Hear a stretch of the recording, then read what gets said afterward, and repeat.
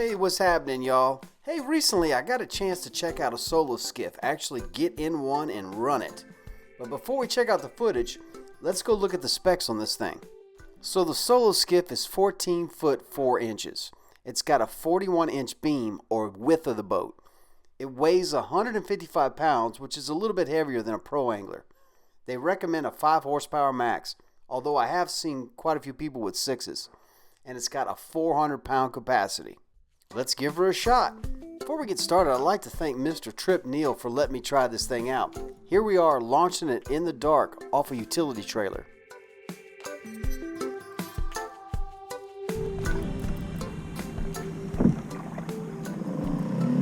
There she goes. She's ready to rock. That thing's bad at the boat. Really? Yes, sir. Listen, I'm curious to see what that 2.5 will do. I see them mostly with 6s, never a 2.5, so I'm curious to see how she does. It's bad to the bone. Yeah, we got a boat. We wanted to go try to fish this spot that was quite a ways away, and he offered for me to grab on, so instead of pedaling, I just grabbed onto his rod holder and we just cruised around. It actually worked amazingly well.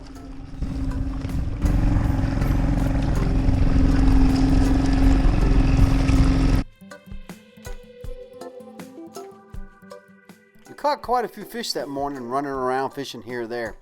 But on the way back, he offered me the opportunity to jump in the solo skiff and try it for myself. Couldn't pass it up. Let's do it. Alright folks, we're going to try a solo skiff for the first time. For me anyway.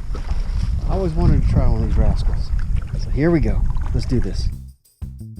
The first thing I noticed right away was it was really stable. I felt like if that stool wasn't on that box, I could have stood and maybe push-pulled off that box. I actually had to jump out and get up close and personal with that little outboard. It's been so long since I've had one.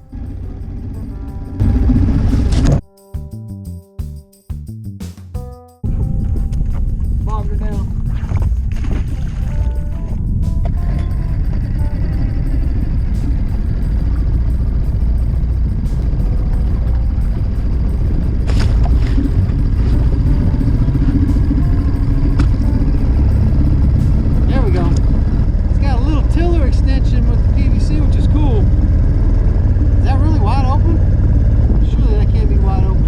Is that wide open? I can't hear.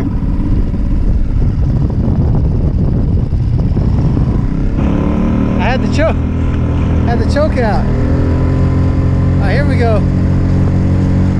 Here we go. Here we go.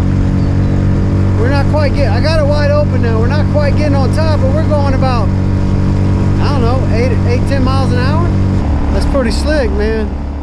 With a 2.5, you're definitely not going to get on plane, but you scoot around really quick. Would you do it with a 5 or 6? Maybe. Comment below if you've run this with a 5 or 6 horsepower and it was able to get up on plane or not. Let us know. I like it. Sitting up high and dry too. Little Yamaha's bad at the bone.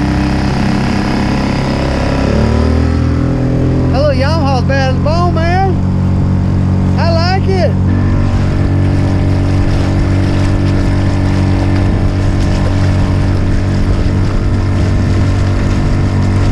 You could definitely reach some faraway places with it, that's for sure, further than you can paddle.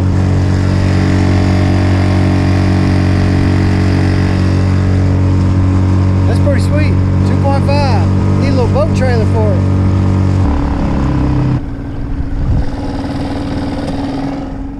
So from talking to some other solo skiff owners, the vibe I get is they're able to go a whole lot farther than a kayak, but once they get up on the flats way back there, they're able to go skinny like a kayak, but still stay up on the skinny flats and get where big boats can't go. It's a long-range kayak.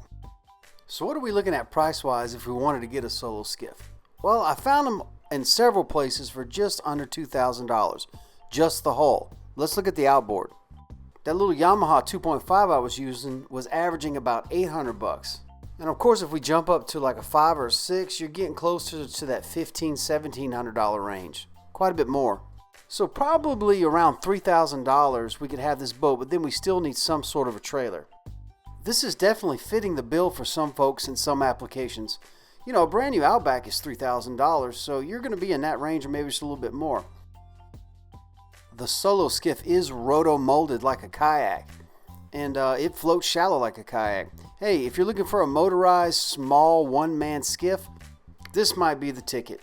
Y'all have a great day. Don't forget to like and subscribe, and don't forget to ring that bell. We'll see you next time right here on 30 Miles Out. What? I wonder how long it'll run on a tank of gas. He said about